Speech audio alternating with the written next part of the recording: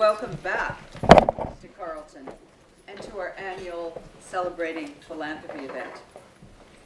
This evening we celebrate not only philanthropy, but the wonderful cohorts, the 6th and 7th, of our Masters and Diploma of Philanthropy and Nonprofit Leadership. They've been in classes for the last 9 days. They worked so hard. They will have had a 12-hour day today. And we admire at least their stamina, but more than that, their contributions to the program. My name is Susan Phillips. I'm a professor in the School of Public Policy and Administration here at Carleton and supervisor of the Philanthropy Nonprofit Leadership Program. Before we begin this session, we acknowledge the location of Carleton University's campus on the unceded territory of the Algonquin Nation. Our intent with all of these events is to address current issues in philanthropy and the nonprofit sector with thoughtful commentary and critique in ways that start new conversations or influence policy and practice, that is, to assist your work. Over the past few years, there has been a rising, very vocal critique of philanthropy, some of which has been frankly quite bleak. Particularly that big philanthropy by wealthy individuals or private foundations has an undue influence and power on society. That philanthropy is elitist and out of touch with community needs and can, in fact, be destructive to communities. And the critique has gone on. Perhaps these critiques are correct, and it's just what we need for more self-correction. Indeed, what we teach our students in the program is not to approach this sector in a warm and fuzzy way, but with an analytical perspective, one that marshals and applies hard evidence. But most of these critiques have emanated from the US, and we want to consider tonight how they might apply, be overstated, perhaps understated, in Canada and internationally. In short, let's have a hard look at the state of philanthropy and the contemporary pressure points and challenges with the goal of doing better. To do this, we are very fortunate to have as our keynote speaker our sabbatical visitor, Dr. Beth Breeze. Dr. Breeze is senior lecturer in social policy, sociology, and social research, and co-founder and supervisor of the Centre for Philanthropy at the University of Kent in Canterbury, in the UK.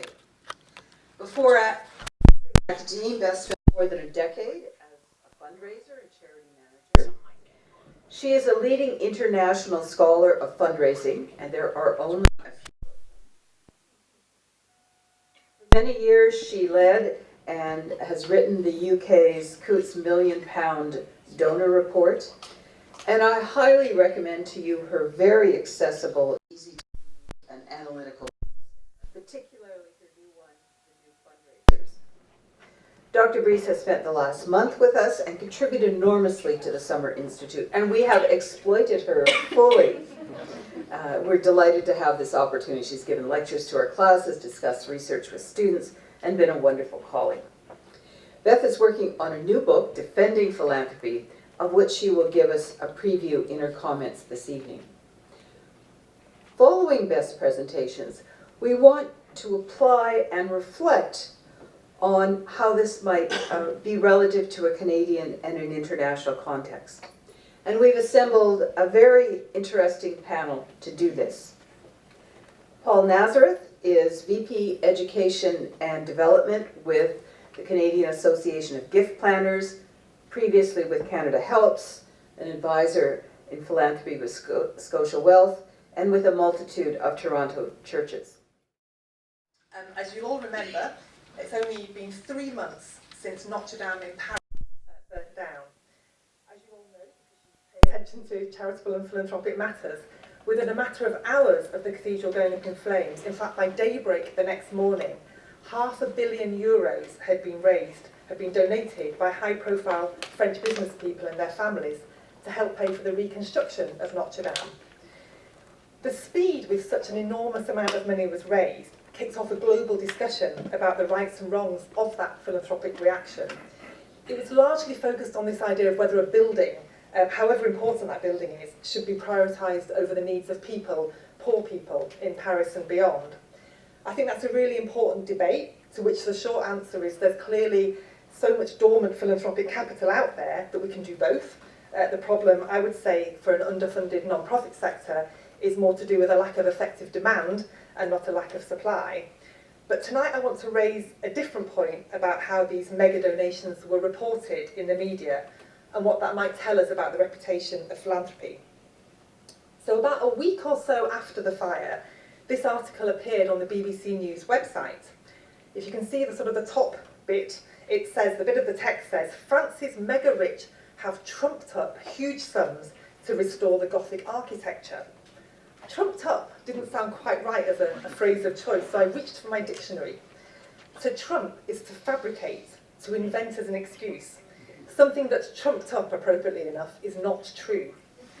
So I was so struck by the use of that word that I took a screenshot of the news story that you can see on the slide. Later that day, I went back online to look at the same story again, by which time the wording had been amended, as shown in the second screenshot below. The new version, which is still online today, says, France's mega-rich have stumped up huge sums. Well, at least no one is questioning the truthfulness of the gifts anymore, but is stumped up any better? So I reached for my dictionary again. To stump up means to pay a sum of money unwillingly or reluctantly. To pay especially when you don't want to. So the example given might be the accident was your fault, so you have to stump up. Or if your friend can't pay, you have to stump up. So in version 1 of the news story, these French billionaires fabricated their gift, and in version 2 they made it unwillingly. But there's no evidence that either scenario is true. What I think we have here, ladies and gentlemen, is exhibit 1 in the case of whenever it comes to philanthropy, the media always smells a rat. So I decided to try to understand what's going on and offer an alternative perspective in the new book that Susan mentioned. I've written a few books so far on different aspects of philanthropy, plus a number of reports aimed at practitioners, primarily fundraisers, because I used to be one. Just before we flew out to Canada, I signed a contract for my next book. I promised to write 80,000 words on the topic of in defence of philanthropy. Just after I arrived here at Carleton, I discovered that Callum has managed to encapsulate my whole argument in just 9 words. So, thanks very much for that. In the introductory film for his excellent course on the foundations of philanthropy, he states, it is important not to sentimentalise or demonise philanthropy. Well, thanks very much. I'm glad that my publisher isn't here to see that. What's the rest of my book going to say? But that, in a nutshell, is my argument, though I'm a little bit more concerned about the demonising than the sentimentalising. Because I think this suggestion that a number of people are making just now, that so far philanthropies have just received unthinking praise and that it's time to bravely overturn the taboo on criticising donors, it just doesn't chime with my experience. It doesn't chime with history. As Callum tells the students, since Athens onwards, big donors have been criticised and called out for their egos and their attempts to influence and get private benefits. And it just doesn't chime with my experience of how philanthropy is discussed in the public sphere. So let me give you a couple more examples. In 2006, when I was starting my doctoral studies, it was a big year for philanthropy. In 2006, June the 15th to be precise, Warren Buffett announced he was going to donate almost all of his then $40 billion fortune to the foundation that was run by the world's then richest man, Bill Gates. Now, it seemed to me that if the two richest men in the world were combining their fortunes to primarily focus on avoiding preventable deaths in poor countries, that sounds like good news to me. But the UK media was less sure. My newspaper of choice, The Guardian, reported it this way. Bill Gates is giving billions to charity, so why not? What else could he possibly do with all his money except coat himself in treacle and roll in banknotes? Very encouraging for future philanthropists out there.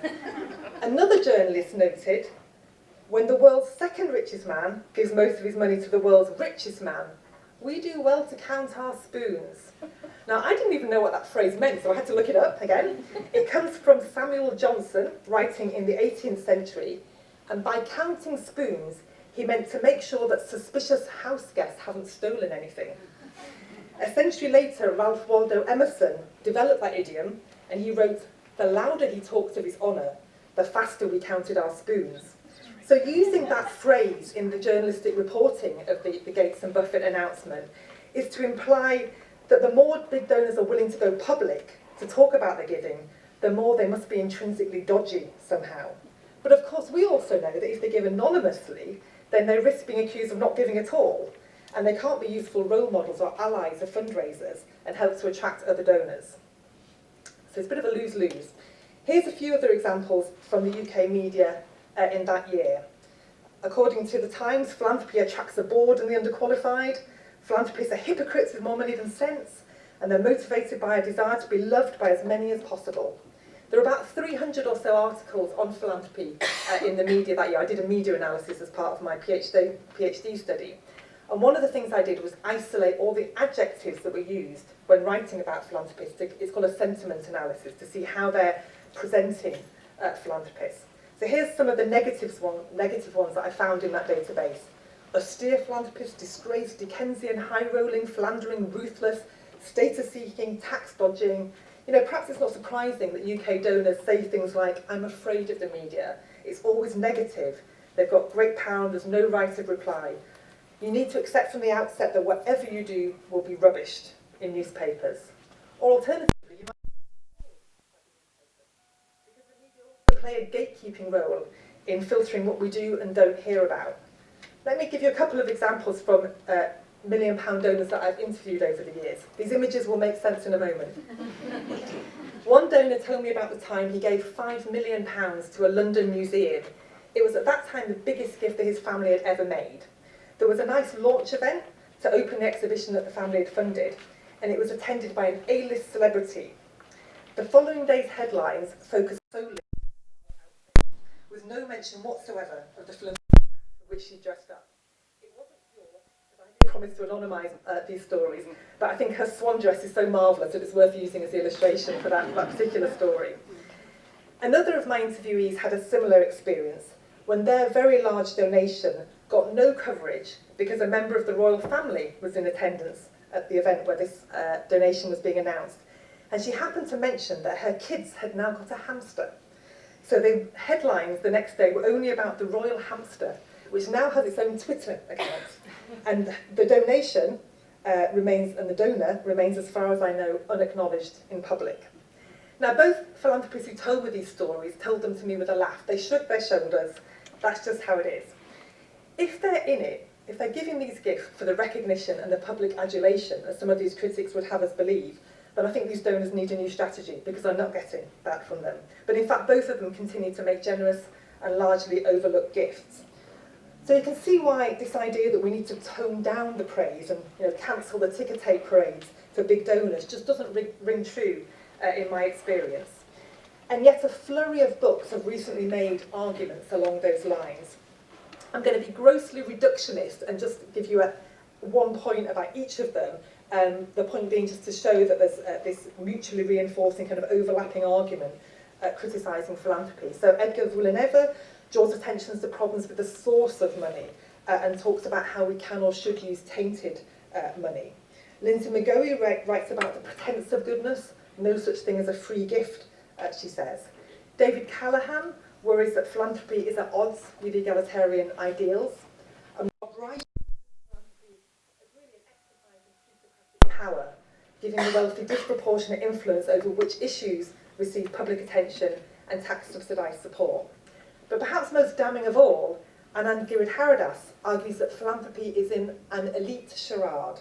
It's funding fake change because rich donors only fund things that keep them on top. These are pretty serious charges.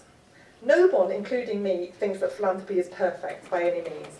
But if it's this bad, should we just shut up shop? What's the point in perpetuating a system with these flaws? What does philanthropy actually do and do well? It's surprisingly easy to pin down a definition of philanthropy because it changes so much over time and place.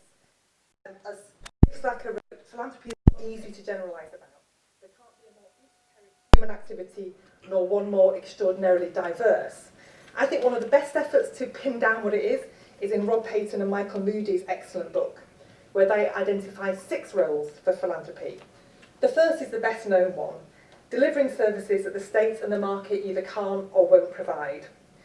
They say philanthropy is also about funding social innovation and experimentation, advocating for reform, providing a vehicle for expressing and preserving values, traditions, identities and other aspects of culture, and building community, generating social capital and promoting and increasing civic engagement.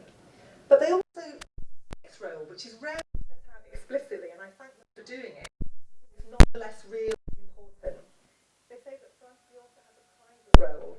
It meets the psychic and social needs of donors who want to shape the world around them, transform their self-image, and how they hope to be perceived by others.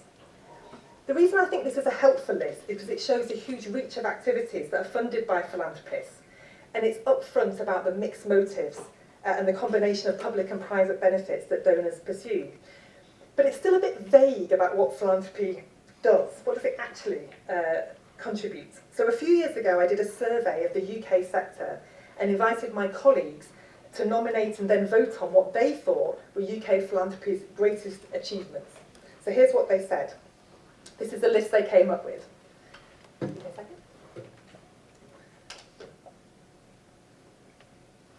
The top 3 historic examples.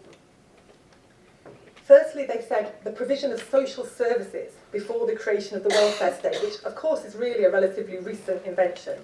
And that's illustrated here by a picture of London's Foundling Hospital, which was founded in 1739 to care for babies which were then being abandoned on London streets. Secondly, they voted for the campaigning that led to the abolition of the slave trade in the UK in the early 1800s. Like any campaign, money is needed, or was needed, to pay for printing pamphlets, organising events and petitions, and covering the cost of speaking tours.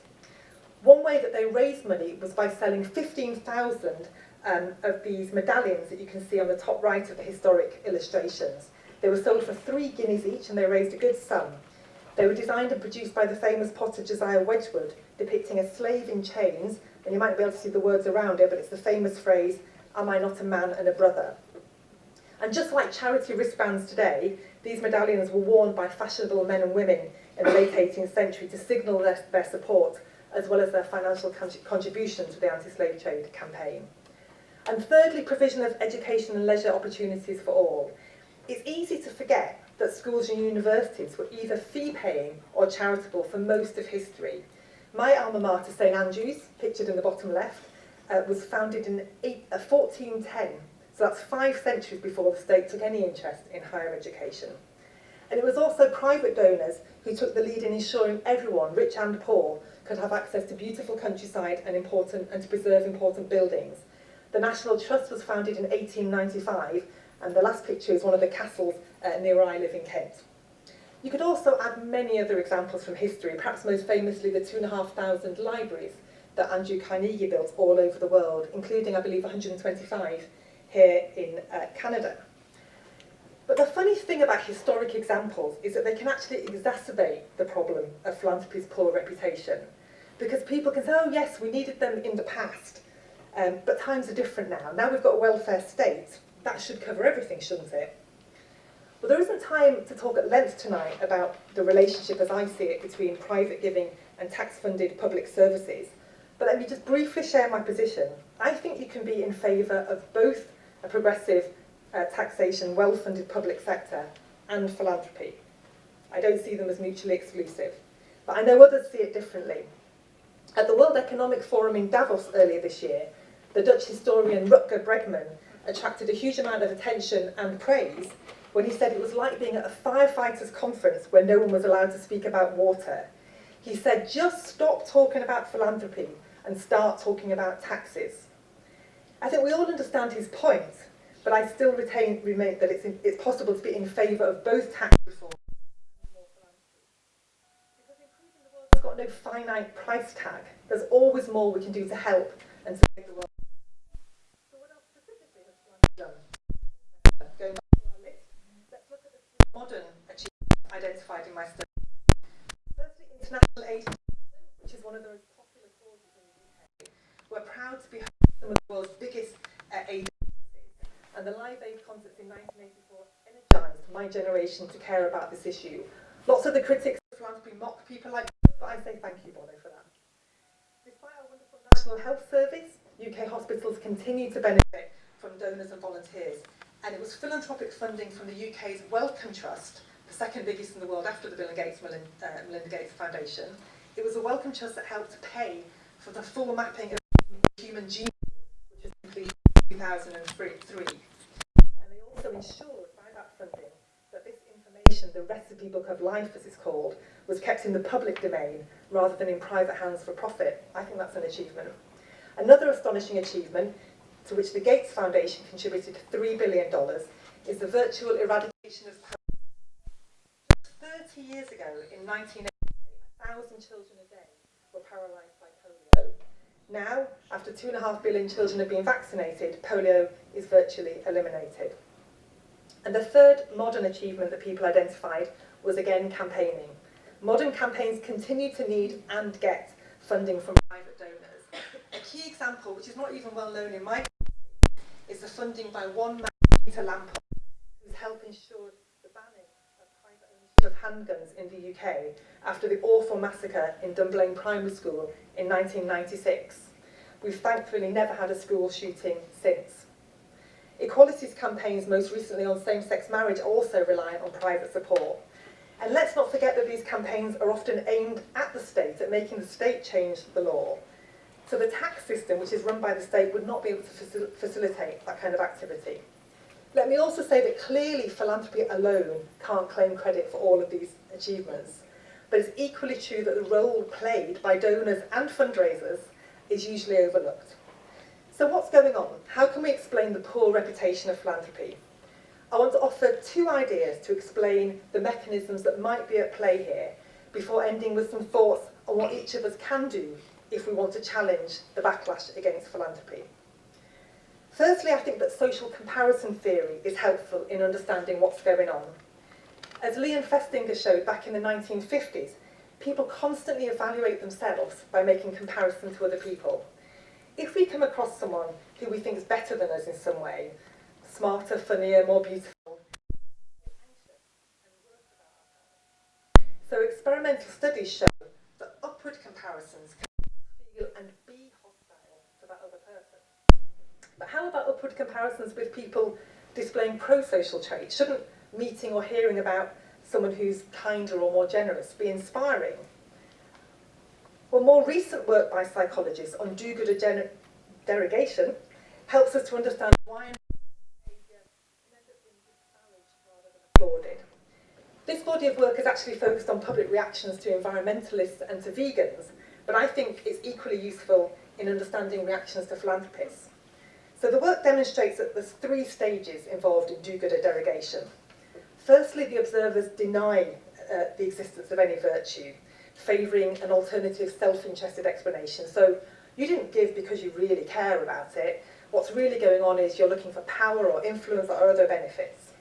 But if that strategy doesn't work, if the virtue is hard to deny, if, for example, the donor has got a clear and well-known connection to the cause, then, like a loved one who's maybe suffering from that disease, then we move to the second stage. The observer trivialises the donor's actions.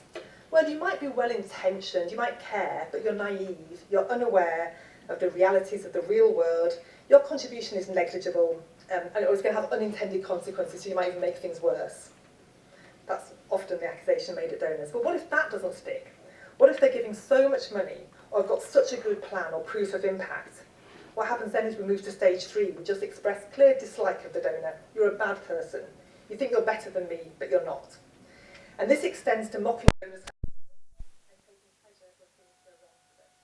Basically, whether or not a rich donor has got sticking out into a recent messy divorce, both of which have been named in recent stories about philanthropists, should really be irrelevant to the legitimacy and the impact of their gift. I've been a vegetarian for a long time, and I recognise the 3 stages of this do-gooder derogation.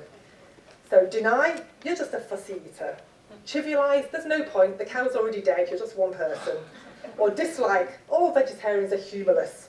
Or you're aggressive, or you're just plain annoying, as this cartoon illustrates. Now, the psychologists would say that this mechanism is not about the vegetarian or the rich donor, it's about the observer. It's in the eye of the beholder. They're protecting themselves from negative comparisons. They anticipate being judged, and so they get in with their attack first. So I think do-gooder derogation is a mechanism for understanding discursive strategies that seek to demean and to demoralise and to delegitimise philanthropists. But we have to remember that despite all we know about the good done by philanthropists, because of these kind of strategies, somehow we've ended up in a position where it's actually less socially problematic to be an undergiver than an overgiver. That's quite astonishing, really. I think it's also rather depressing. So let me finish with one more point and some ideas, a more cheerful point, and some ideas on what can be done. And my final point is inspired by the wonderful students that I've met here at the Summer Institute. Many of them are fundraising in one form or another, and as leaders, of course, again, have to seek support for their non-profits. And there's some great conversations in class about how best to work with major donors, how to find the right people who are aligned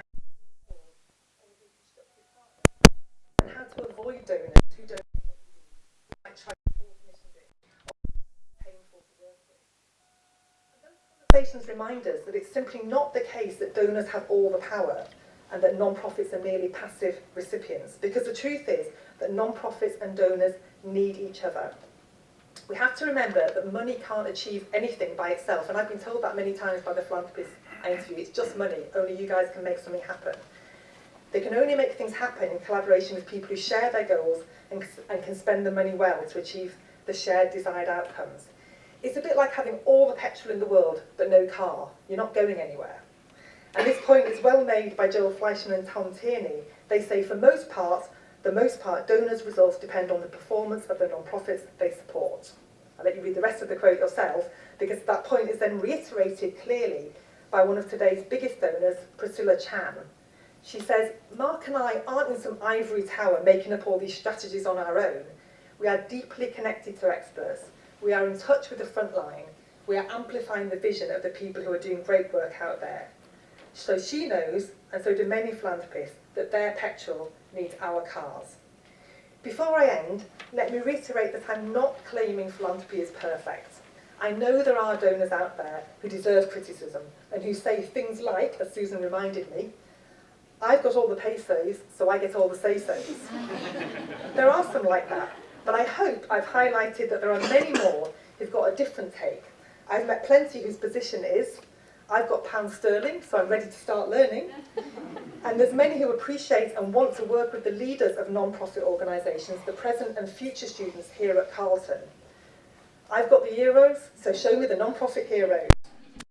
Here's my final slide on what I think we can do about the situation I've been painting for you this evening. Firstly, give credit where it's due. If we don't speak up about good donors, perhaps no one will. Help restore confidence in the role and contribution of philanthropy by pointing out the facilities in your town that were paid for long ago by donors, or how new gifts continue to save and improve lives. Challenge criticism. If you hear someone knocking a donor, ask if that was their motivation. Why do you think like that? Don't you also claim the tax? Probably lots of people are working to make philanthropy better. So let's point out that times change and improvements when we see them. I think we are seeing more thoughtful donors, more striving for impact, and more devolution of power to communities and beneficiaries. And finally, let's try to think about and help others think about the fundraiser's perspective. Vilifying donors makes a tough job even tougher. Charities cannot run on goodwill alone. It's illogical to support non-profits while slating their donors. So let me conclude that I know philanthropy is complex, messy and imperfect, but I think it's better than a world without philanthropy. Let's constructively criticise where necessary and celebrate philanthropy wherever possible. Thank you.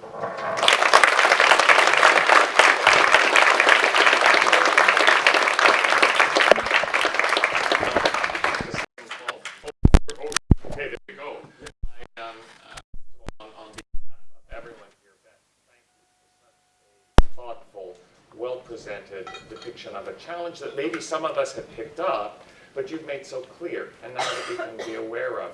And if I feel very honored to have contributed 9 of those 80,000 words, I look forward to that. There's 79,991. So, and I'd like an autographed copy, please, as I'm sure everyone here would as well. Thank you. I'm so glad that the thoughts that you provided us today are going to be consolidated into a book form, because I'm so appreciative of that. But we have others here on the panel who have different positions working in or with the nonprofit sector. And I'm going to ask each of them, Paul, Fahad, and Jennifer, if they could give from their vantage point what are the challenges that they're experiencing of the sector.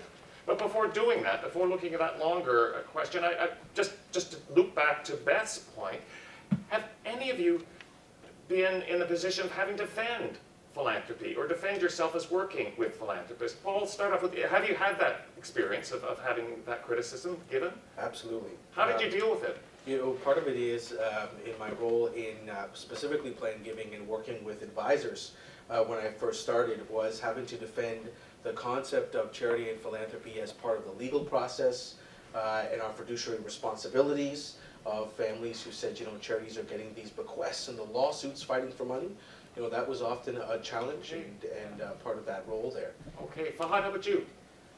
So, in my role as the board chair for Thousand Currents, we work with grassroots groups and indigenous groups in the Global South, and often they hold a mirror up to us about the challenges of wealth accumulation. And what's been a learning exercise for us at Thousand Currents is to use the strategies that our grassroots group partners use, which is that they work with governments, corporations, and other actors to reduce the harms in their own communities, oftentimes when these very entities may be the source of those harms. Okay. And that's been kind of, that's informed our approach to philanthropy, which I'll speak about in detail in a few minutes. And Jennifer, just shortly, how about you? Have you had to defend philanthropy? You know, I had an answer before Dr. Breeze presented, but I have one after she presented.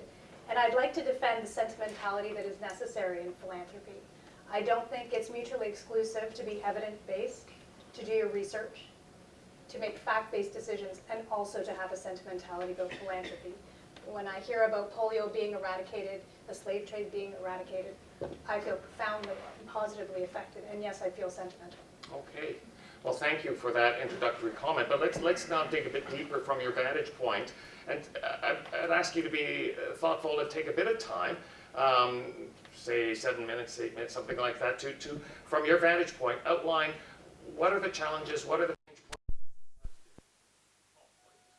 All right, I'm going to jump in from a bit more of a Canadian perspective on some information, some data. I hope that is valuable to throw into this conversation. So you'll see here today, my background is connected not just into plan giving. I've followed this curiosity to philanthropy over the last 20 years of my career, starting with a small international charity, going to an advancement office at a large university, to about 230 churches that are part of this community, and from there into a bank, working in donor-advised funds and foundations. From there, I followed that curiosity to the future of digital connectivity at Canada Helps and what the future of that communal giving is. And now in the past year with the Gift Planning Association, looking at the future of an individual Canadian legacy. And you know, for me, it really all boils down to the concept that every Canadian has a charitable legacy, has the idea of the good that they want to do. And we often get very caught up in the how of fundraising, when really what they're trying to express is the why of giving and doing good. We're very excited to see the updates and the recommendations from the Senate report, and now we're going to have a committee to take that and move it to the future. Exciting to see 40 different recommendations and actually a different part of the sector connected to a different grouping of recommendations. We at the Gift Planning Association very much tied to charitable incentives, but you've got volunteerism and community giving and fundraising and all of it. From the Canadian perspective as well, the motivations, we were really blessed this past year that Imagine Canada came together with the Hall Foundation to put together 30 years of giving data. I'm not sure how many people have read the report. It's 200. But of course, God bless them, they did a 2-page summary and an infographic so we can all get back to work. Very interesting, some of the whole, not just in our data, but in the stories that we're telling. And some of them are very concerning to us. One of them is this massive disruption between the number of people giving, which is going down, but the amount that they are giving, which is going up. More money from less people For us in the fundraising profession, this means that we live unequivocally in the age of major gifts. But one of the challenges is, and the question is, what's going on in the middle? More money by less people. Well, what we can't talk about and we don't really have data on, we know that crowdfunding and community giving is affecting this in a big way. We don't know how yet. Also, in terms of the motivations, this wonderful report put together the demographics of Canadian motivations for giving. Imagine Canada, the Moutard Foundation, have a report, Trust in Charities. They survey Canadians about why they give, and number 1 and 2 continue to be compassion for those in need and care for the cause. We're pretty much the Tax Association of Canada, and even we're telling people we know the taxes last. Now, of course, that being said, when we got the demographic breakout, you can see here that older Canadians do care a little bit more about the tax incentives. But why? Because as people age, they hold more of their wealth in assets, not cash. And one of our challenges is, for the past 50 years in Canada, everything we do in fundraising is about cash. And we haven't met the donors where they are. You know, we're very concerned about the Canada Revenue Agency. They've all of a sudden become a lot more collegial and friendly. I have attracted to the potential timing of the legalization of cannabis. Maybe they're testing with the thin walls on the hill, but they've really all of a sudden started putting out more infographics, more videos, being in dialogue with the community and the sector. This is one of the ones they put out that shocked a lot of fundraisers. To see as much as we are advancing all sorts of technology and different types of fundraising, 2015, this was the first one, still the #1 method of collection of donations is church collection plates and wicker baskets. The question is, have even those organizations updated how they do what they do? This is our conflict, head and heart. I worked years and years in charities. Even when I went to a bank, I had to remind my advisors that as much as we could give all the illustrations in the world, it wasn't this that was going to close that gift. It was this. And that's our challenge. That's one of the big tensions out there. Imagine Canada, our colleagues give us so much great information. We go to the Hill every year and give them all the information and the numbers and the demographics. That's all head.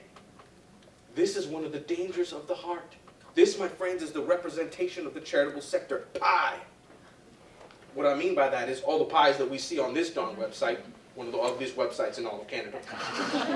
They're updating it this year, bless them. It's going to be an exciting time, but this is one of the challenges. Many charities don't know how to tell the story outside of their annual reports, and the donors are left with the pie. Expenses, revenue, is that their story? Is that the narrative? Our colleague Dan Pallotta has taken up that cause in the States, and this is one of our first Canadian campaigns talking about overhead. We are excited and anticipating greatly Beth's book on defending philanthropy.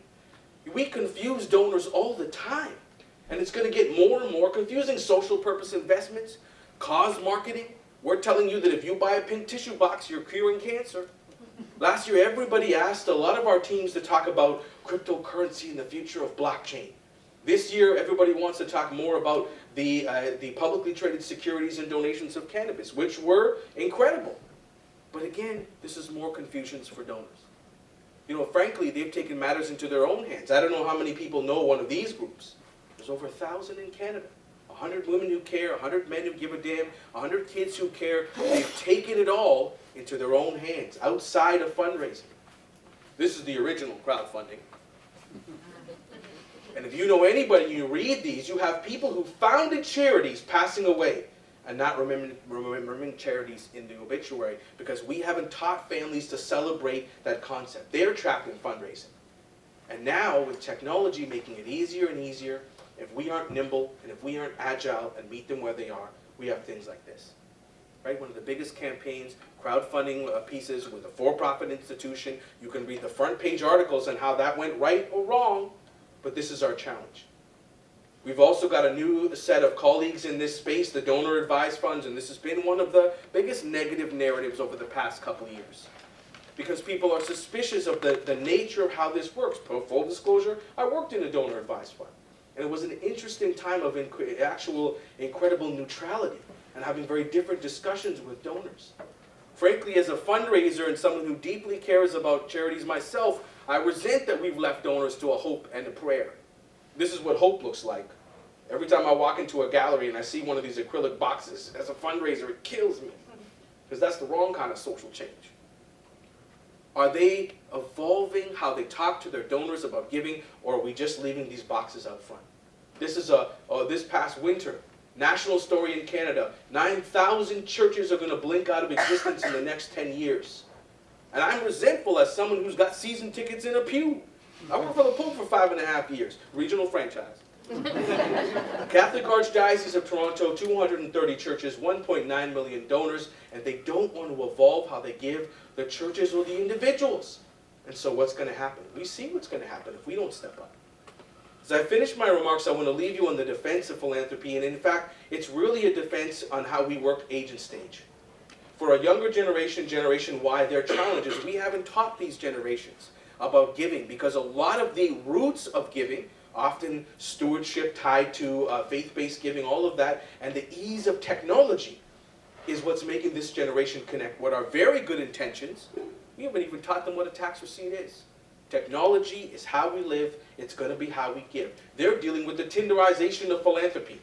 Cats versus kids versus community versus platforms. Phones are how we live, and they will be how we give. And most charities are not keeping up.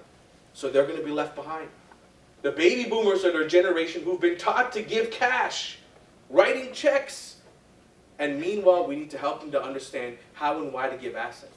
They're trapped in an older paradigm of just either foundations or advised funds or major gifts. We need to give them the flexibility that now exists. We need to help them to understand and connect their story to the stronger offerings we have at philanthropic organizations. And then lastly, this civic or silent generation, the 70 or 80 plus, we really need to say we have to bring on advisors to work with estate planning, asset-based giving. We are not alone. We have partners in this defense. We have partners in this offense to say, what is your story? How can we empower it to make happen? We have got tax, accounting, insurance, family wealth, all of this partnership. That's what we do at CEGP, is build the partnerships of everybody who makes great philanthropy happen. So finishing up, we've got to really activate these folks. We talk to advisors across Canada instead of you talking to clients about charitable giving. 90% said yes. And then we talked to donors, and they said, no, we're not. So we made a public report called Doing Good for Business and profiled advisors across the country on how they integrated philanthropy. In 2019, it's not warm and fuzzy. It's product. It's profit. This is part of the way the economy works, and yes, there's a place for us in it. And the challenge is that charities are disconnected from the needs of donors. It is such a different thing to be fundraising than to help a donor do the planning. It was a unique experience to go from client planning to go to Canada Helps to see the concept. We scaled from 68 million to almost now 200 in 5 years. And to see that digital technology, that connectivity to planning and what donors are doing and what they could do with great advisors. We've launched this new national designation in philanthropy, the MFAP, Master Financial Advisor in Philanthropy, with our colleagues at the Knowledge Bureau. We need to scale on both sides, head and heart. We are masters of the why in the charitable sector. We've got to get better at the how. We've got to activate all the different partners that we have in this space. The nonprofit associations, the nonprofit communities, the different gatherings of people, that is who will defend together, not just the past of philanthropy, but its future too. Every Canadian has a legacy. We can't leave philanthropy to philanthropists. This is one of the problems. We need a democratizing experience, an accessibility conversation of technology and of philanthropy. Everybody's got to feel like they can do it. And the answer will be bridging the how and the why, the head and the heart. There we go, that's me. So these are some resources I have.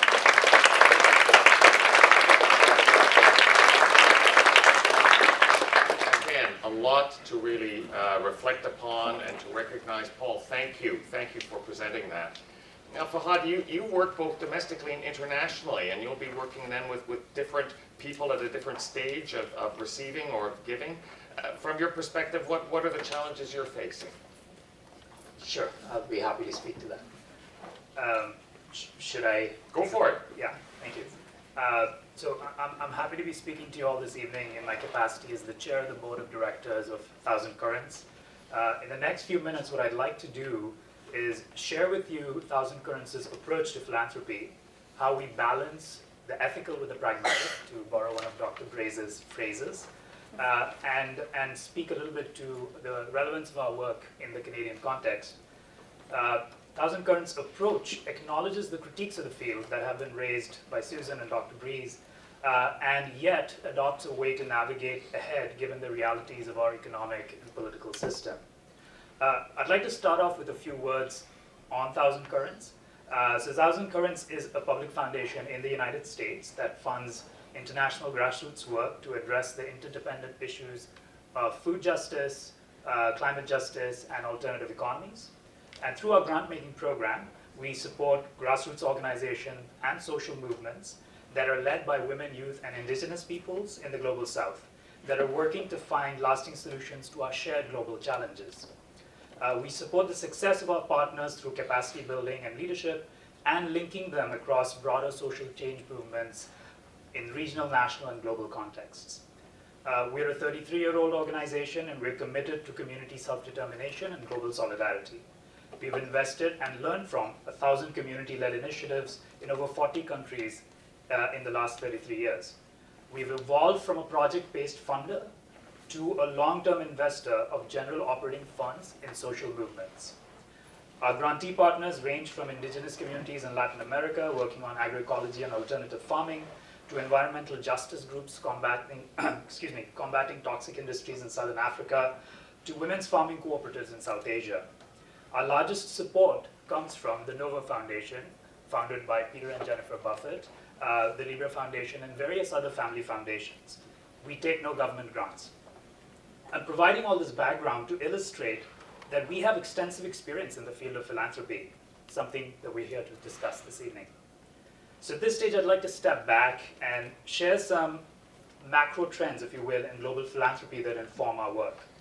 In 2018, Paula Johnson at the Hauser Institute for Civil Society at Harvard published a report on global philanthropy where she noted a few things.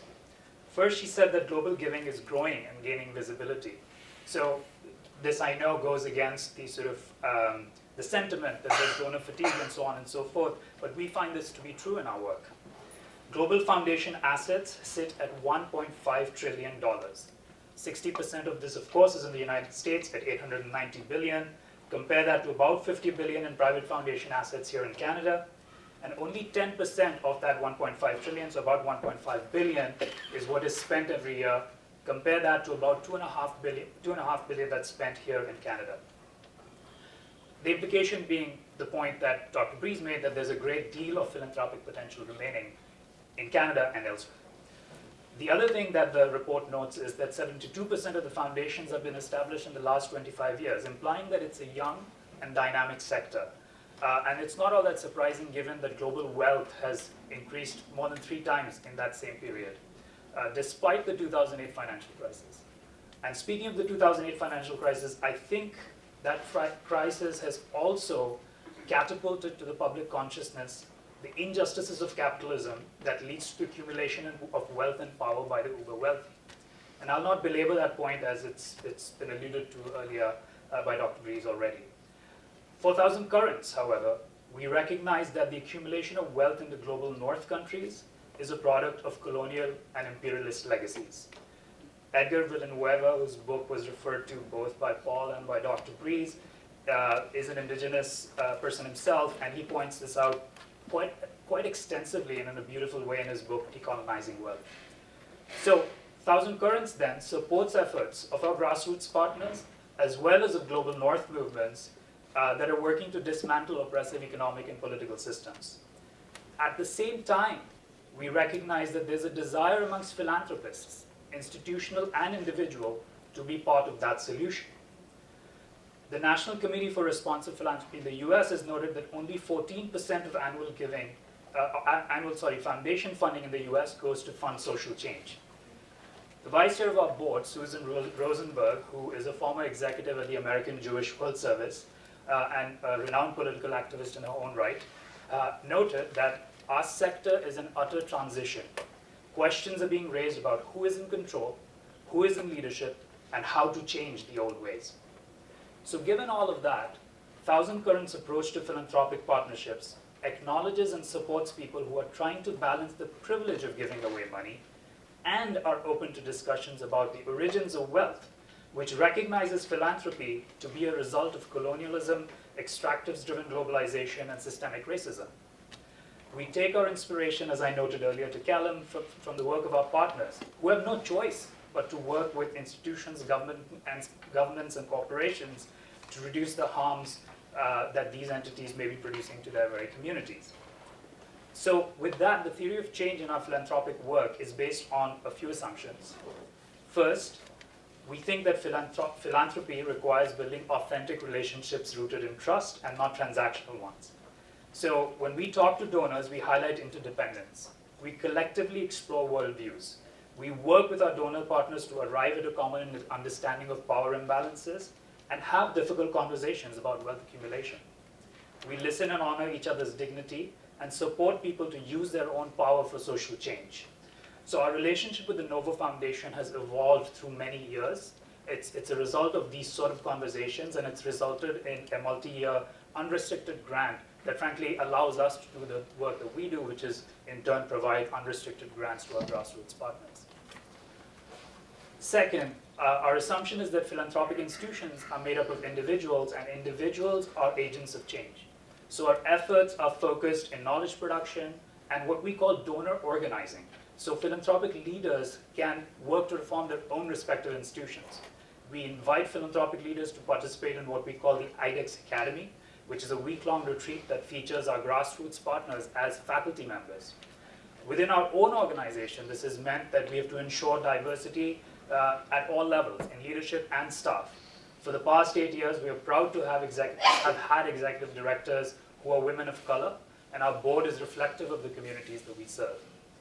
Finally, we believe that quality of giving matters more than quantity. So this requires innovation, redefining risk, and challenging traditional forms of top-down accountability. So we believe our grassroots partners on the front line have the wisdom and knowledge about their needs. That's why we provide unrestricted, agenda-free grants. We believe in mutual accountability, so we have our grassroots partners evaluate us.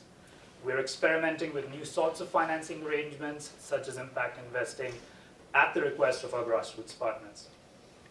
So what implications of all this, if any, can we draw for Canada? So the first thing I'd like to refer to is Dr. Susan Phillips' paper on why philanthropy matters for public management. She analyzed 38 family foundations in Canada, which hold about $13 billion in assets. And she noted that current foundation giving in Canada is narrow and focused, as well as it relies very much on traditional funding vehicles. There is untapped potential for supporting social innovation, experimenting with new forms of social finance, which I would argue should also see us moving away from project-based funding, and convening the field, if you will, to co-create public policy. The second point I'd like to make is refer to the Truth and Reconciliation Report. It's a powerful public record that acknowledges the trauma of Indigenous peoples of Canada through oppressive colonial history and has call-outs for action. Philanthropy can play a leadership role, and indeed, some are rising to the challenge. For instance, the Inspirit Foundation that is committed to pluralism has focused its current strategic plan on two things: fostering reconciliation and addressing Islamophobia. The last thing I'll say is that a 2018 report by the Philanthropic Foundations of Canada on diversity, equity, and inclusion found that the decision makers in foundations still belong to an older and white demographic.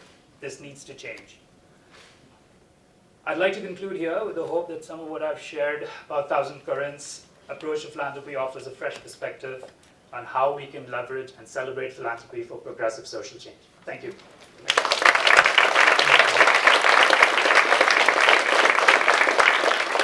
I see parallels between your remarks and Paul's, but in very different contexts. But would like to return to that. But thank you very much for that overview. And certainly it taps into things we've discussed in our first year course. So thank you for that as well. Jennifer, you obviously view philanthropy from the perspective of Carleton University. So in a sense, we're looking internationally, we're looking nationally now, we're looking quite locally. So help us understand the types of challenges that really affect your life. Certainly, thank you, Callum. So tonight I'd like to talk about 3 challenges that we faced during our $300 million comprehensive campaign that we just successfully completed. So I'll use the campaign as a proof point or a piece of evidence or a case study about how the macro trends, many of which we've talked about, thank you, beautifully, can affect us at the practitioner level, at the micro level, with some specificity in terms of how these trends, how these disruptions, how these challenges are actually felt and experienced by us as practitioners. So I will reveal my bias right now, and the bias that we have in advancement at Carleton University, which is an opportunity and optimism bias. So we do see these disruptions and these challenges as an opportunity to deepen our practice, for an opportunity to address the challenges and be creative and be innovative, and to meet the needs of donors and therefore for Canadian society. So I want to raise that as my bias and our bias at Team H4G, as we like to call ourselves. So the three challenges I'll walk through are actually based on the trends that we have spoken at length about: the declining donor base, the rise of mega gifts, mega donors to mega institutions, and the distrust of institutions. So the three challenges are predicated on those themes that we've discussed in great length.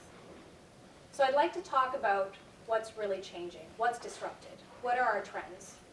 The who, the how, and the why have profoundly changed in the fundraising world, and these three changes were really evidence during our campaign.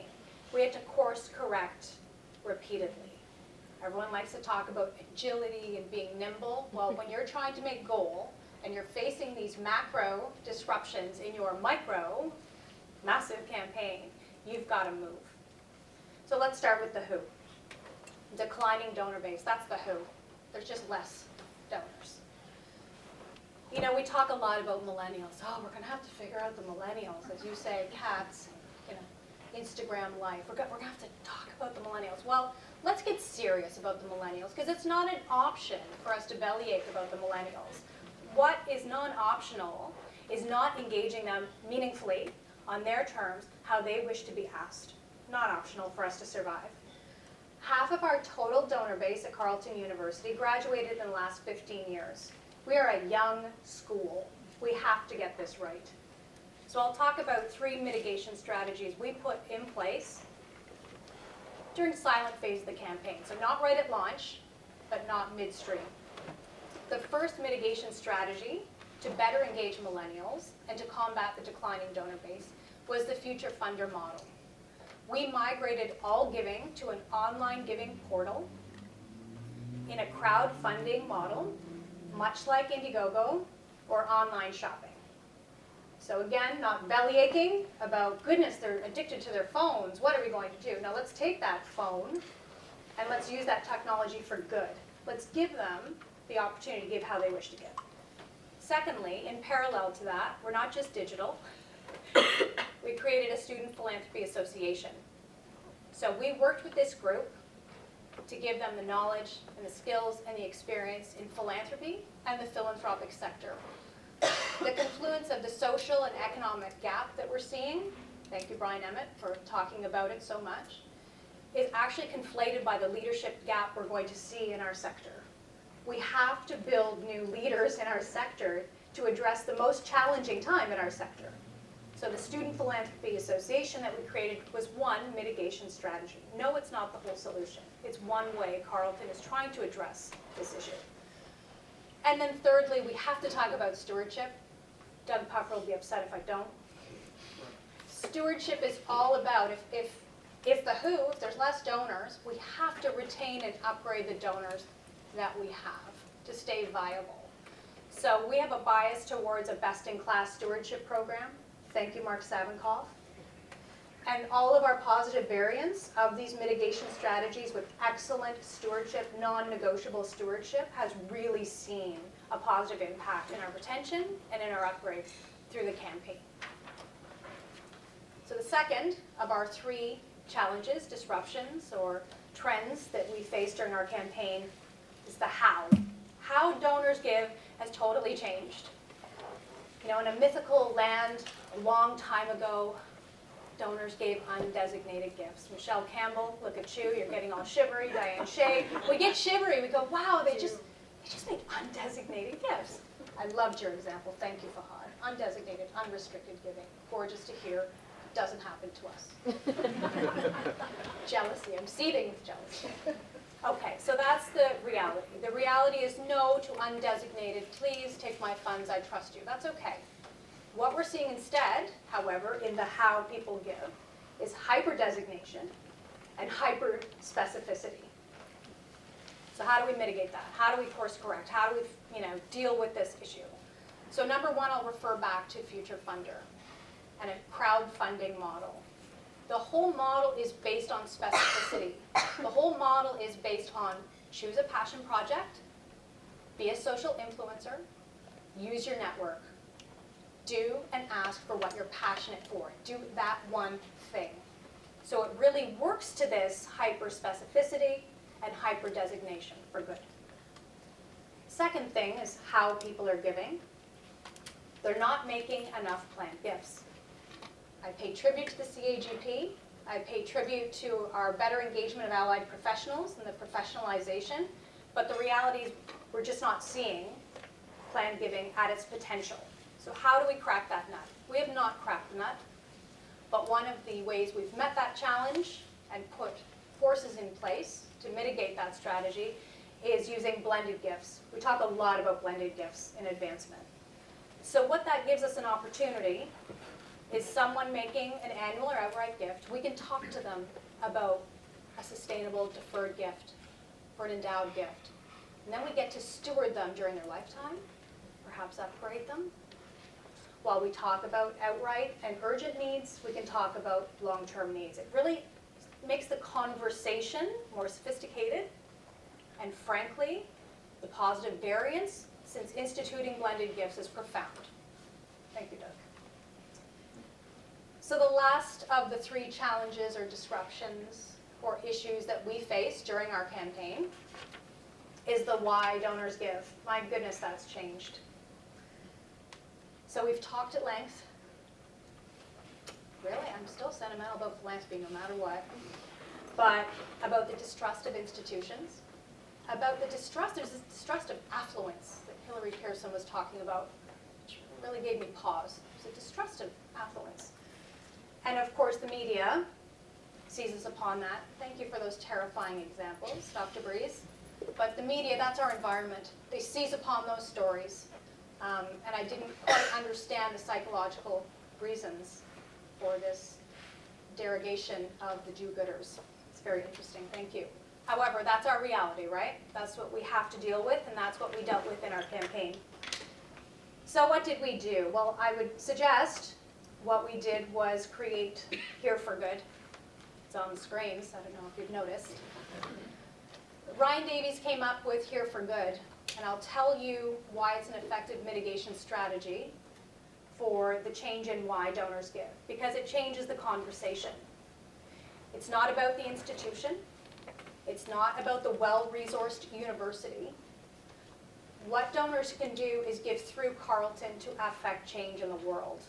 They give through Carleton. We're just a broker. We're a facilitator for social, economic, and common goods that then manifest in the community, locally, nationally, and globally. So that changes the channel on a talk about an institution. Yet it also refocuses on mission, which I think is our primary job in these very challenging times. Redirect to mission. In these times of the derogation of do-gooders, go back to mission. Mission is your primacy. So I think using the Here for Good, when we did our research, again, we make evidence-based decisions, but we're sentimental. When we did our research, the millennials especially love causes, they love movements. They want to be part of something special. And what I hold on to, and what I've seen evidence of in this campaign, is they want good. They want a hopeful message. They want optimism. There's probably nothing as optimistic as saying, we're here for good, join us. And again, the positive variance. We won our campaign. It was well received. We won it on time, on budget. It was $100 million more than it was supposed to be. I think it speaks to this here for a good ethos, which mitigates the negativity, frankly, that we see in our sector. So in closing, I would just like to say, despite the how and the who and the why changes and the issues and the onslaughts, frankly, I think it's our responsibility as practitioners to get this right.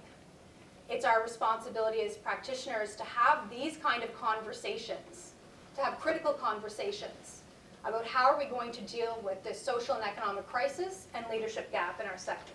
We're going to have informed conversations about this. We're going to have research-based decisions. We're going to work with our academics. We're going to take this pro-academic approach to our work because it's really important. So I think programs like the MPNL that facilitate a serious conversation about the challenges and then that outline mitigation strategies is essential for us to keep doing good. Thanks. Thank you, Jenna.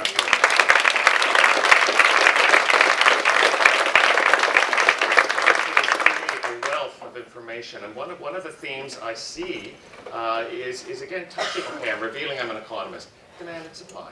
And that was something that Beth introduced us to. But both of you, all of you, have referred to the need for the supply, the donor, and the demand, the donee, communicating and building trust. And Fahad, I was really fascinated. You almost had to convince the donees to receive that this wealth was not some form of somehow attempt at penance, but actually a seriousness wanting to invest in a community for which the wealth accumulation in the North is partially culpable for their circumstances. So really a complex setup there. But Beth, before we talk about how to frame and invest in those relationships briefly, because and resourcing the sector to do that, I'd like you to think about how what you've heard here would feed into your own interpretation of defending philanthropy and addressing so that we don't squelch the supply and demand effectively, so that the quality of the ask is one in which the donor's intent and goodwill is reflected as well in what the organization can do with that goodwill. Sure, thank you, Callum. I mean, I think the three fabulous responses just really reinforce my sense that something's going on, that we can't ignore it. I think the Commonwealth countries perhaps have more in common with each other than, say, the US, which is where these books tend to be written and where the debate on philanthropy and fundraising and charity tends to be led from. And those ideas and issues and problems don't travel unproblematically across the Atlantic. We can assume they do, but they don't. So I really thank all the three colleagues here for sharing that what I'm describing is not unusual to you. And I think also what's been highlighted is about the asking, it's about the opportunities, making sure that we meet donors where they are, we talk to them in a language they understand, and we make sure that it fits with how they want to give. So I think, if anything, I feel keen to just get that book written. Excellent. But here I've suddenly looked at the time and realized we've got 15 minutes. And I'd like actually to invite you to join the conversation at this point, having heard from our panelists. So points raised, issues raised, things that you could contribute to how either to deflect the criticism or the derogation of philanthropy or philanthropists, or how to forge good relationships and understanding between those who give and those who receive. So there are mics here, and it's always the first to go. But please do come to the mic and pose a question. There you go.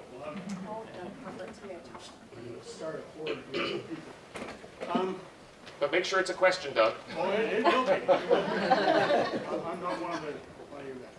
Okay. Thanks. Is there any sense out there that ordinary donors think that the mega givers are replacing what they are used to do? So instead of now everybody's supporting their local causes, the announcements of these, $100 million gifts, $1 billion gifts, is that turning people off? Because we are seeing a decline of numbers of people giving, and we are seeing an increase in the size of the gifts. What's the relationship there? I mean, I can briefly tell you that in the UK we raise about £10 billion a year in fundraising, of which no more than about £1 billion comes from those big donors. So if they do feel that, they're wrong, because the mass of fundraised income is from all those small £5, £10, £50. In the £1 million donor report, we only find about 20 to 30 individuals giving at that level every year. There are more giving from foundations and companies, so it's maybe 200 a year, but it's simply not the case that big donors are or wish to eclipse the smaller donors. But I think what you said, it could certainly be their perception, so maybe we need to rectify that perception. And we find those numbers in the Canadian giving as well. You know, one of the resources I shared, and I feel is one of the aspects to the solution, is David Johnston's book, Trust. And he talks about that danger in the perception that philanthropy is done by philanthropists. And we've really got to help the average Canadian to understand what's my part in this. And in fact, we're excited because actually the new generation does know what their part in this, and they're active. You know, the other book I shared was called New Power, written by one of the co-founders of Giving Tuesday. And actually the case study in Canada was Future Funder, because it broke open. This is revolution for a university, to invite the donor to co-create. This is not a normal thing, still isn't, right? And so this is one of the things about future and present, from major gifts to future giving too, the concept of co-creation, the concept of being at the table. And then again, from Edgar Villanueva's book is again the concept of recognizing what is good and bad about the way that we give. It's going to be a really tough thing. We're going to have to rebuild it all. That's what I think in some ways is kind of scary. But trust will be, I think, at the center of it, and technology will be another big part of it. Fahad, do you have anything to talk about the trust that you've had to then work with in the communities that you're working with? Yeah, so I mean, I do want to also just come back to the remark you made earlier about the fact that we have to convince the donors to receive. That's not quite the point I was trying to make. I think the point I'm trying to make is that the critiques of philanthropy that have been presented by the various authors that were mentioned are legitimate. And we have to have those conversations if we want to actually transform the field and make it more democratic and more accessible by the communities, frankly the communities of color and communities who have been traditionally marginalized, who traditionally do not find themselves in the decision-making spaces of philanthropy. And I think that's kind of the project, at least personally that's the project why I sit on this board as a volunteer, and also for the organization 1,000 Currents. And so the challenge in many parts, because our grassroots partners on the Global South are very pragmatic. You know, for them, they recognize there's an unequal distribution of wealth, and as Edgar Villanueva says, money is neutral and money is important. Money enables things, right? And they see that on the front lines. It's just that we want to make sure that we are also having those difficult ethical conversations around money, around how money was amassed, why there's an unequal distribution of money as it sits today. And we feel that our responsibility is at that bridge, at that level where we are privileged to be in spaces in the global north, and we want to take advantage of that privilege and have these difficult conversations. As Villanueva says, money is medicine. So That's right, yeah. Yes. Yes, I would like to talk about the perception of corruption by many people with respect to charitable organizations and charitable administrators. There is one perception where we have in Mothers Against Drunk Driving. It was a scandal that came out where the original founder of that organization accused the board of directors for spending too much money on administration, and he was kicked off the board for bringing this up. It left a bad taste in the public mind about just what was going on at MAD. It's a worthy organization, it does a good job, and people give money to it. But this internal fight, this internal perception that somehow they were steering the money in the wrong way or using it for their sort of administrative advancement, I guess. And I've seen it in other kinds of ways where there's a disaster, flooding, famine, and all of a sudden there's like legitimate charities that go in to help and rescue and restore, like the Red Cross, for example. But there's a whole bunch of opportunists that really come in and try to siphon off the funds, and they're not legitimate in any kinds of way. They're conducting a criminal act by fraudulent representation. So thank you. yeah, that's what I Beth. wanted to see. How do you deal with it? Yeah, I mean, Beth, very- you've talked about reputation on the part of the donor. How about the recipient? Very simply, I'm against corruption, I'm against criminals, we all are. We can't pretend these things don't happen, but I think what we need is a sense of perspective. There's 100,000 fundraising charities in the UK and probably 500,000 below the radar unregistered charities fundraising. The press hear of one or two where something bad happens. It doesn't mean it's not bad, but we don't hear a huge amount about the rest, the 99.99% that are not. So, and I think just to respond to Fahad's point, that of course these conversations need to be had. I'm not for a minute saying we shouldn't, but I think the problem is there's no counter argument. We need to respond back. Otherwise, all we hear is charities are corrupt. Otherwise, all we hear is donors are bad. It's just about trying to have some balance. Any rescue have had deal with assumptions that you were representing a sector that is self-aggrandizing or exploiting the gifts of others? Every Christmas, my mother sends me the same email. That the head of the United Way drives a Rolls Royce, and the CEO of Sick Kids has gold-plated teeth. It's always my mother that sends it to me first. This is the back brain issues of trust. Yeah, that's right. And I'm really proud of our former Governor General putting this book together because he has in it a lot of the DNA of mistrust and Canadian cultural solutions on how to rebuild trust. That's why I'm a really big fan of this resource to help us. I think it's for us in the sector, one, acknowledge the negative and the truth, but we do have to come from an optimism and an opportunity perspective. If we spend all our time in defense, we're not gonna get to a good place, right? George Bernard Shaw said, "Don't wrestle in the mud with a pig, because you get dirty and the pig likes it." That's going in the book. You have to find a way I think back that's up. more than 9 words. You're not allowed. Yes. Thank you all very much for your thoughts here tonight. It's been really interesting and informative as a student of the program. I feel very lucky to be here tonight. So, question for I guess all of you. In the statistics given by Paul, it seems there's a lot of wealth sitting in both private foundations and in large institutional endowments for which tax benefits have been received that isn't being actively put towards public good. The thinking, or my question is this possibly a cause of some of the criticisms we're talking about? Is that criticism valid? And is there a role the state should play in regulating that more of that money be put out and spent into social services? This is really current stuff. This is part of the Senate's recommendations, but it's wonderfully enough, I'm glad you asked, is this also valid?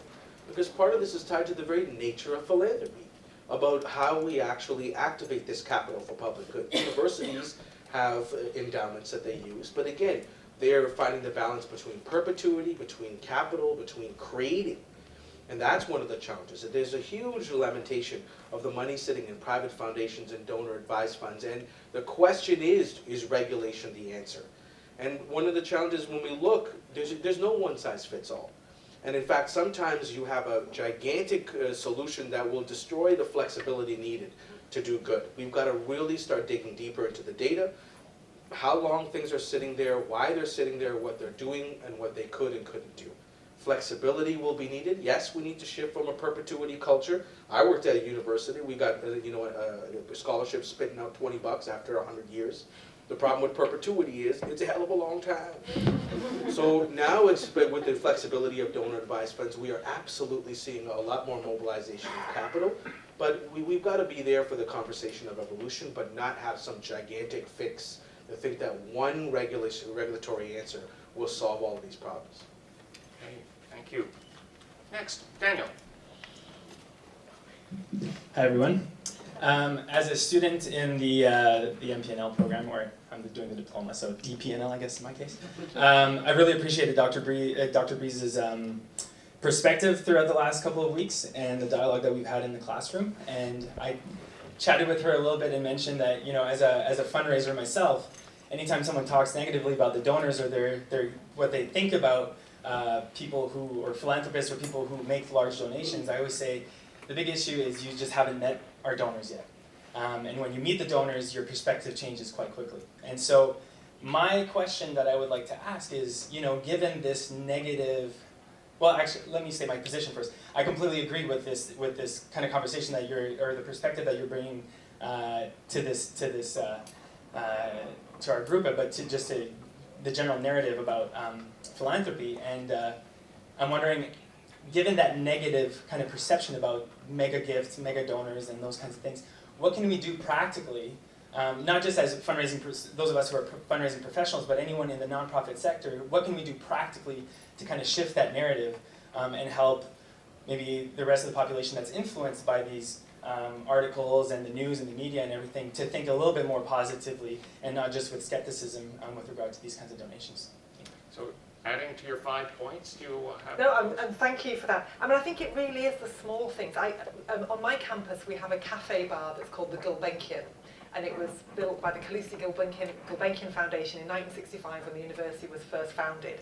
I can't count the number of times I've sat there having a coffee in this lovely building where my colleagues tell me how awful philanthropy is and what a waste of time it is and how everyone's corrupt. And I just say, Gulbenkian, do you know who he is? Have you heard? Are you aware? And I do think it can be as simple as that, explaining that this thing exists because somebody decided to put some money to do good. And the longer time goes, the name stops being a name. So the Wellcome Trust is Henry Wellcome. He died in 1936. He left his millions, and it's been invested well and has paid for a huge amount of good work to be done. Weston is a person, Woolston is a person. So I think it's telling stories. As fundraisers, we know storytelling helps, and perhaps as defenders of philanthropy, we need to get better at storytelling.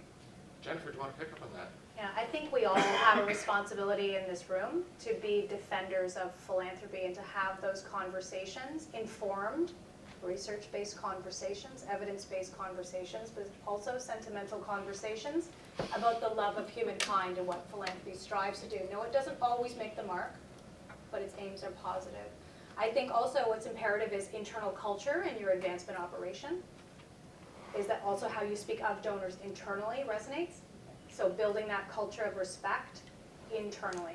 So Here for Good isn't a promo tagline, it's an ethos that is actually a lived experience on our team. So it's not what we do, it's who we are also. So I think perpetuating the values proposition, but the values base of philanthropy in our own work is imperative, because that comes through your work. One more question. Yep, please.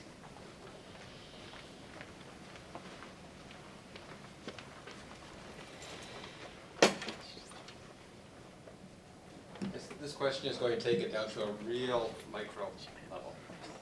I know this started maybe about 10 years ago here in Canada. I don't know if it's elsewhere. When you go to the supermarket, the drugstore, and they ask, would you like to donate $1 to something? My personal view is I ask the store, are you matching? If they say no, I tell them I don't need them to feel good about my money. But I'm wondering overall, does this encourage people to give more by sort of a gateway donation? Or is it discouraging because people can say, I gave my $1 at the checkout line, I've done my good bit for the year? Good question. Any views? We have some Canadian data on this, and that Imagine Canada has put out 2 great reports. One, the state of corporate giving in Canada. I love the title, Unfair or Unwanted. and then they have a corporate report talking about how that money is used and how that money is raised. We also have to be realistic about corporate philanthropy and its connection to the corporations. Right, so there's an evolution there in how the public good is being done, but we also have to not be naive about how these organizations operate, right? They're evolving too with B corporations and things like that, but it's still tied to that marketing element, right? I often say with Tim Hortons Day and even McHappy Day, how much of the McHappy meal is going to their very wonderful cause, Ronald McDonald Houses. I called them up and said, it's a few cents. So I'm going to multiply my gift 10 times and not eat another Big Mac, but give you $1. We have to ask ourselves, what's the connection, how's it doing good, and what's the connection to our community? Because also to that dollar that's being connected has shifted from a local charity to now those corporate foundations. But there is a small difference in that when McDonald's says they're going to donate 10 cents out of every $1, it's money they took in by selling you a burger. When the checkout line says, well, you want to add $2 to your bill, that has nothing to do with what they've given me. They're just taking my money to donate.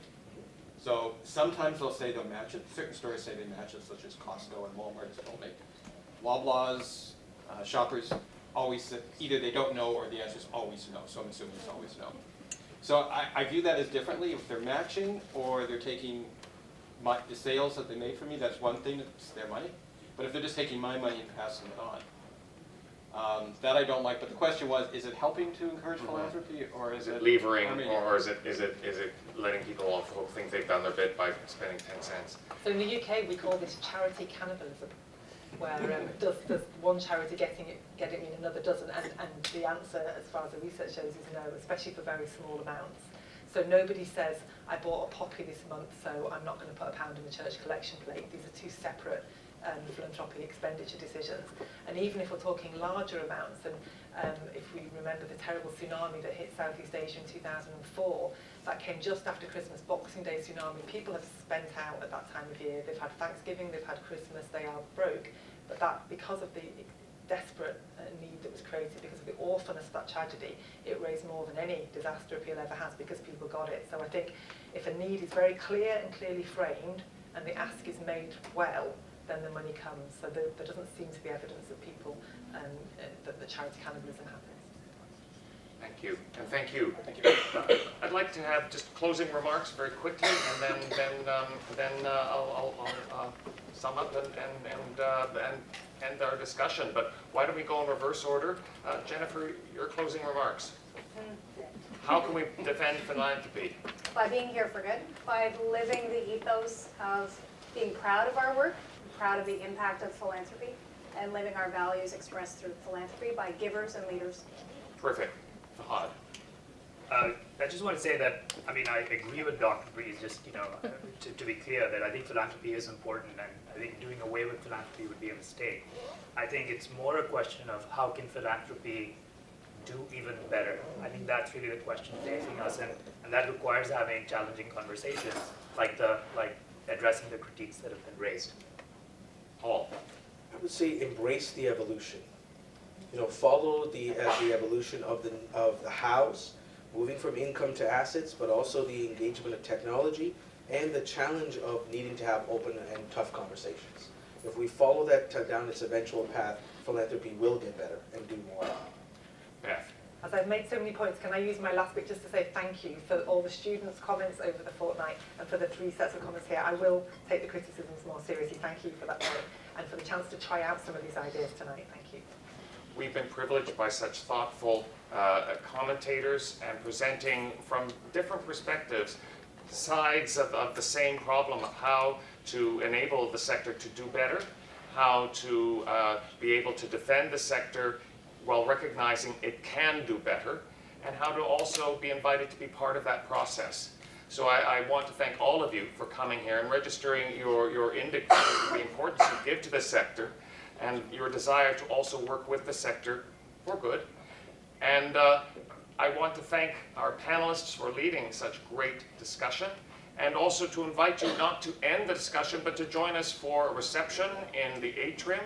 But before you leave, let's give our applause to such